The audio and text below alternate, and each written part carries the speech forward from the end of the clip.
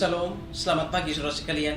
Senang bisa kembali berjumpa dengan saudara dalam Light of Revival, renungan firman Tuhan yang akan memberkati kita sepanjang hari ini. Mari kita melihat ayat kita 2 Tawarik 16 ayat yang ke-12.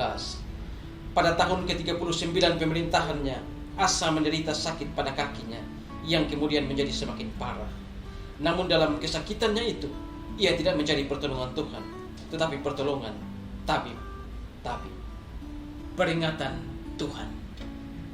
Kalau kita bekerja di dalam sebuah perusahaan, maka ketika kita melakukan kesalahan, kita akan menerima surat peringatan. Surat peringatan itu 3 kali.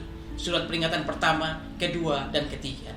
Dan ketika menerima surat peringatan dan kita tidak mengubah perilaku kita, maka kita akan menerima peringatan-peringatan berikutnya dan sampai pada peringatan ketiga, dan kita tidak boleh lagi bekerja pada perusahaan itu.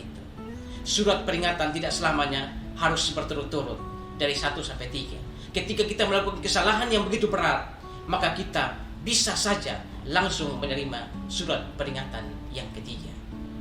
Saudara, Raja Asa ketika dia tidak mempedulikan peringatan Tuhan, teguran Tuhan yang disampaikan lewat Nabi Hanani, ketika dia menyuap Raja Aram, padahal dalam rencananya Tuhan sudah menyiapkan bahwa dia akan mengalahkan Raja Aram.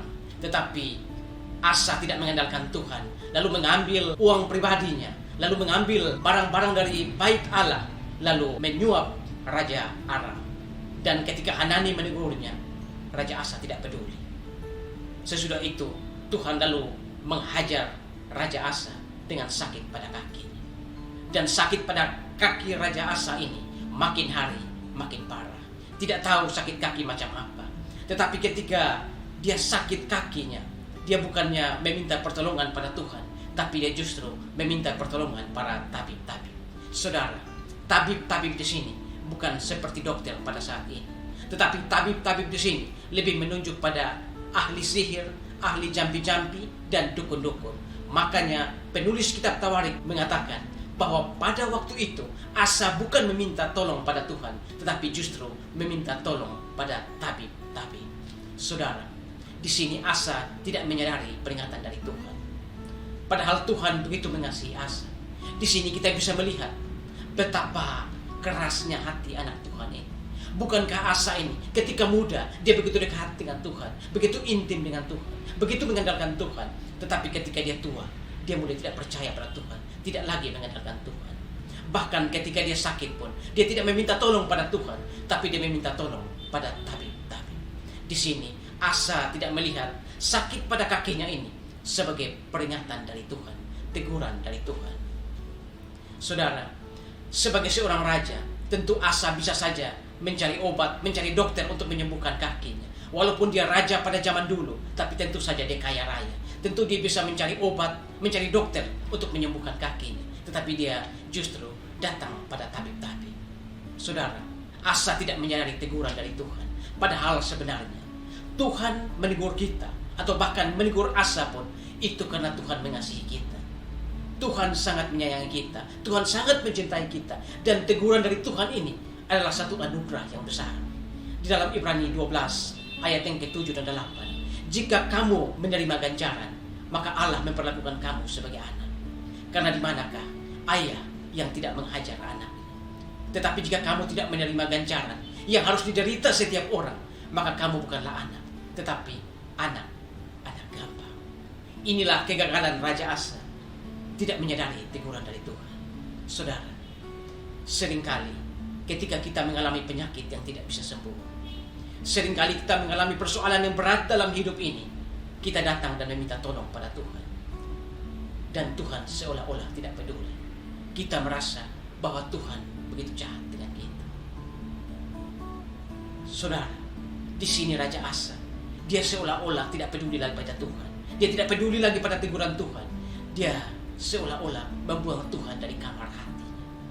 Kita pun saudara, ketika kita mengalami hal-hal yang berat dalam hidup ini, mengalami penyakit yang tidak sembuh, kita meminta tolong pada Tuhan, dan Tuhan terlihat tidak peduli. Ada kemungkinan kita pun bisa membuang Tuhan dari kamar hati kita.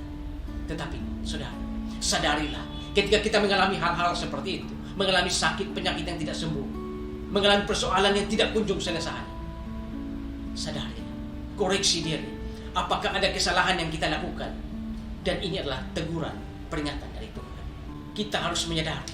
Dan jika kita menyadari bahwa ini adalah dosa yang kita lakukan, dan ini adalah teguran dari Tuhan, hajaran dari Tuhan, maka kita harus bertobat dan kembali pada Tuhan.